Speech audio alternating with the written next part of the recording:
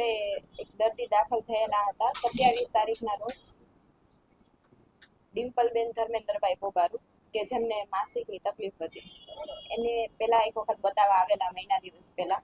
એ same problem માટે આપણે medications ને બધું આપેલું હતું.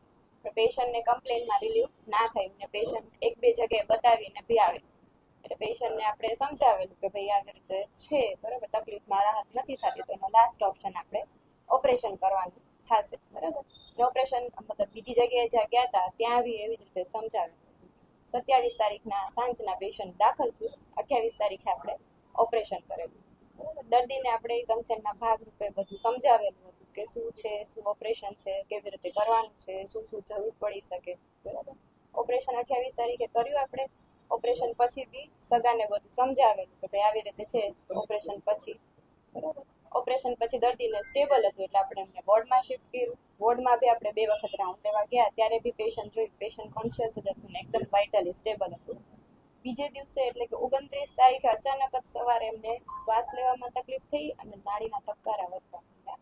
થોડું વોમિટિંગ જેવું થયું એટલે આપણે તરત જ સ્ટાફે મને જેમ જાણ કરી એટલે તાત્કાલિક આપણે ઉપર ગયા. જોયું તો નાડીના ધબકારા ખૂબ વધારે હતા એટલે તરત જ આપણે ફિઝિશિયનને ઇન્ફોર્મ કર્યું. ફિઝિશિયને જોયું અને કીધું કે ભાઈ આમાં થોડુંક મતલબ કહેવાય કે થોડું કોમ્પ્લિકેશન જેવું છે. આમાં આપણને એવું લાગે છે કે લોહીનો ગઠ્ઠો ક્યાંક છાતીમાં ફસાઈ ગયો છે, એટલે કે છાતીની જે લોહીની નળીઓ હોય એમાં. એટલે આપણે આપણા તરફથી થાય એટલી ટ્રાય કરી છે. જો જરૂર લાગશે તો આપણે કાર્ડિયોલોજિસ્ટને બતાવવાનું થશે બરાબર. આવી રીતે બધું સગાને સમજાવ્યું, આપણા તરફથી પેશન્ટને સ્ટેબલ કર્યું અને તો બી જોયું કે પેશન્ટ થોડું વધારે ડિટેરેટેડ થાય છે, આપણે કાર્ડિયોલોજિસ્ટમાં શિફ્ટ કરવું જ પડશે. એટલે બને એટલું જલ્દી સગાને સમજાવી બરાબર, કન્સેન્ટ લઈ અને પછી આપણે કાર્ડિયોલોજિસ્ટ યુનિટમાં શિફ્ટ કરવું છે. બેન આક્ષેપ જે છે તમારી ઉપર કે ઓલિમ્પસ હોસ્પિટલમાં ખસેડવામાં આવ્યા નથી અને તેનું વિલય બાલાજી હોસ્પિટલે કર્યું, એવું શા માટે? એવું નથી. આપણે જ્યારે પેશન્ટને કન્ડિશન ક્રિટિકલ થઈ ત્યારે આપણે પેશન્ટના સગાને સમજાવ્યું હતું કે ભાઈ આવી રીતે થયું છે. એટલે સગા એકદમ હેપ થઈ ગયા કે એક તો પેશન્ટની કન્ડિશન ક્રિટિકલ પ્લસ આવી રીતે બીજી હોસ્પિટલમાં પ્રાઇવેટમાં ફાઇનાન્શિયલી અફોર્ડેબલ છે કે નહીં. એટલે અમે સગાને માનવતા રૂપે એવી રીતે સમજાવ્યું હતું કે અત્યારે આપણે પેશન્ટને પ્રાયોરિટાઇઝ આપી બરાબર, પૈસાનું આપણે આપણી રીતે પાછળથી જોશું, જે બી હોય આપણે ડૉક્ટરને ભલામણ કરશું, બાકી આપણે બીજી કઈ વાત કરેલી નથી. બેન એવું કીધું છે કે મોબાઈલના આધારે ઓપરેશન કર્યું છે, એવું એ વાત સાવ હકીકત શું છે?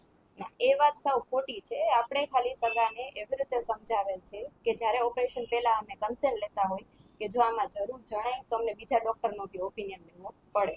ઓપરેશન સક્સેસફુલી કમ્પ્લીટ થઈ ગયું. ઓપરેશન દરમિયાન કોઈ કોલ કરવામાં આવેલો નથી અને ઓપરેશન પછી સગાને એવી રીતે જ સમજાવ્યું કે ઓપરેશન વ્યવસ્થિત થઈ ગયું છે, આમાં આપણને બીજી કઈ જરૂર પડી નથી. બેન એવું પણ વાત હતી કે સર્જનને બોલાવવાના હતા પણ સર્જન આવ્યા નહોતા એટલે તમે ફોન કર્યો તો ચાલુ કરશે. એવું કઈ નથી. એ કદાચ સગાને પેલું મિસઅન્ડરસ્ટેન્ડિંગ થઈ ગઈ હશે કે આવી રીતે અમને કીધું તું ને બોલાવ્યા કે જે, તો હવે કેવી રીતે એ લોકો ઇન્ટરપ્રેટ કરવે આપણને ખબર નથી. પણ મેં તમને સમજાવ્યું એવી જ રીતે કે સગાને આપણે કન્સેન્ટના ભાગરૂપે પેલા સમજાવેલા છે અને ઈ ઓન પેપર અમે રિટર્ન બી લખેલું છે કે જે અમે પોલીસને હેન્ડઓવર કર્યું છે. ના, ઓપરેશન પહેલા એમને કંઈ જ નહોતું બરોબર. આપણે આપણા તરફથી બ્લડ ઇન્વેસ્ટિગેશન ને બધું મોકલાવેલું છે અને ઇન્ટ્રાઓપી પેશન્ટ એકદમ વાઇટલી સ્ટેબલ હતું, કન્ટિન્યુઅસ મોનિટરિંગની અંડર હતું. તેને શું લાગે છે શું કારણ છે? એટલે આ તો છે ને બહુ કોમન મતલબ રેરલી કન્ડિશન કહેવાય કે જે કોમન પીપલમાં બી થઈ શકે છે. એટલે આ અનપ્રેડિક્ટેબલ છે. આપણાથી એટલી જલ્દી ડાયગ્નોઝ થઈ ગયું ને આપણાથી એઝ અર્લી એઝ પોસિબલ આપણે ટ્રીટમેન્ટ કરી, આપણાથી બચાવવાના મેક્સિમમ આપણે ટ્રાય કરી કે જે થઈ શકે આપણે મેક્સિમમ આપણે ના, અમે નથી ભરેલું. બાલાજી હોસ્પિટલ પરિવારનું ના ના, હજી બિલ પેન્ડિંગ જ બોલે છે. ઈ બિલ પેન્ડિંગ જ બોલે છે. અમારા તરફથી 1 રૂપિયો પણ ઓલિમ્પસ હોસ્પિટલને આપવામાં આવે એનેસ્થેસિયાનો ઓવરડોઝ હતો ના, એવું કાંઈ જ નથી. પરિવારને પણ પરિવાર એવું આક્ષેપ કરે છે કે ઓપરેશન થઈ ગયું એ પછી તમારી જવાબદારી છે કે સાર સંભાળ લેવી જોઈએ, એના બદલે નર્સ છે તે ટ્રીટમેન્ટ આપતા. એવું નથી. આપણે જ્યારે પેશન્ટને વોર્ડમાં શિફ્ટ કર્યું ઓપરેશન દરમિયાન, જે ઓપરેશન પતી ગયું, દર્દી એકદમ ભાનમાં આવી ગયું ત્યારે બી મેં દર્દીને જોયેલ છે. એના પછી આપણે એને વોર્ડમાં શિફ્ટ કર્યું, તરત જ ઓપરેશન પછી થોડા ટાઈમમાં શિફ્ટ થઈ ગયા પછી બી મેં જોયેલ છે. ને અમારી સાથે ટીમમાં મેડિકલ ઓફિસર સ્ટાફ બધા, એટલે અમે એમને કન્ટિન્યુઅસ મોનિટરિંગ માટે કહેતા કે જે કોઈ પણ ઓપરેશન પછી જ આપણે કન્ટિન્યુઅસ મોનિટરિંગ કરવી એના ભાગરૂપે કહેતા. અને ઓપરેશન પછી 2 થી 3 વખત દર્દી મેં જોયેલ છે.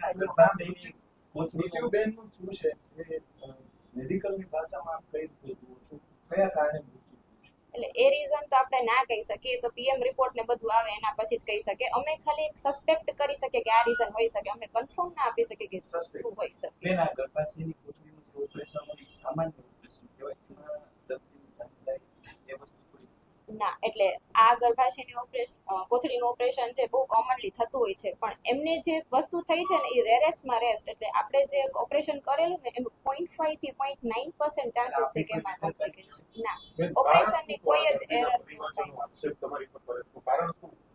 હવે દર્દીને સદાય કેવી રીતે સમજવું છે આપણે તો કઈ ના કરી શકીએ. આપણે આપણા તરફથી બેસ્ટ આપેલું છે એઝ અ પ્રોસિજરના પહેલા બી વ્યવસ્થિત તમારા સમજાવેલું છે દેશમાં પૂરી કોઈનો જીવ ગયો છે ને એ તો હકીકત છે ને.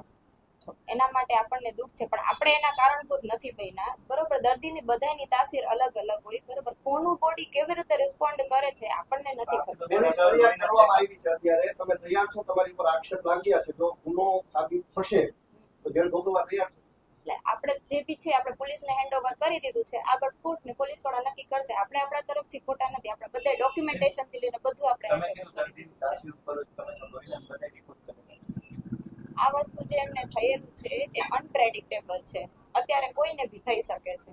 બરોબર, એના કોઈ એવું મતલબ આપણા તરફથી જ આપણા પ્રિય બધા ઇન્વેસ્ટિગેશન ને બધું કરેલું છે ને એમાં બધું બરોબર ઓપરેશન છે. પહેલા શું પ્રોસિજર હોય છે આખે? ઓપરેશન પહેલા શું પ્રોસિજર શું હોય છે? કઈ રીતે આખું તપાસ થાય? ઓપરેશન પહેલા આપણે શું કરતા હોય છે કે જનરલી કોઈ બી દર્દી આવે પહેલા દર્દીને શું તકલીફ છે આ તે વોટેવર જે બી છે કે આપણે પેશન્ટ ઓપરેશન નક્કી કરવાનું છે. પહેલા પેશન્ટના બધા બ્લડ ઇન્વેસ્ટિગેશન્સ જે આપણે પ્રી ઓપ બધા કરાવવાના હોય છે, પેશન્ટની કન્સેન્ટ લેવાનું હોય છે. પછી કેવા ટાઈપનું ઓપરેશન હોય એવી રીતે આપણે કરતા હોય. સપોઝ દૂરબીનથી ઓપરેશન ને બધું હોય તો પેશન્ટને ખાવા પીવાની ને જે જરૂરી સલાહ હોય એ બધું દર્દીને આપતા હોય તો છે. બ્લડની તમે વાત કરી તો બ્લડના ગાંઠવા તે અમને ત્યારે નથી ખબર. એ બ્લડના ગાંઠની બ્લડના એટલે કે હિમોગ્લોબિન ને એ બધું જોવાનું હોય. એ બધા રિપોર્ટ્સ એમના થયેલા છે. અમુક રિપોર્ટો એને બારે બી કરાવેલા છે અને એ રિપોર્ટો નોર્મલ હોય તો જ આપણે કરતા.